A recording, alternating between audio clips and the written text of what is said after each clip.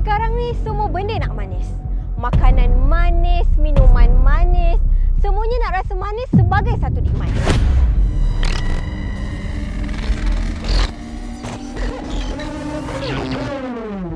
Tapi, bila kita makan dan minum ikut nafsu, sampailah satu tahap kita tersedar terkena penyakit kencing manis. Salah penyakit saya ni lah diabetes lah. Detect bulan 8 hari tu. Bila kita tahu menghidapi kencing manis, masih lagi ada orang amalkan makan manis dalam menu harian mereka. Makan dan minum tu macam kalho-naho je.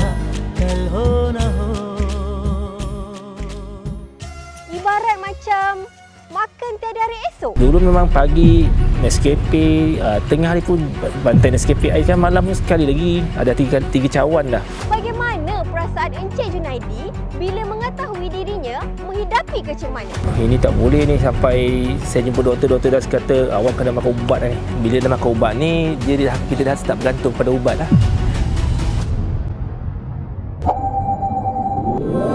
Bangkitkan nikmat hidupmu.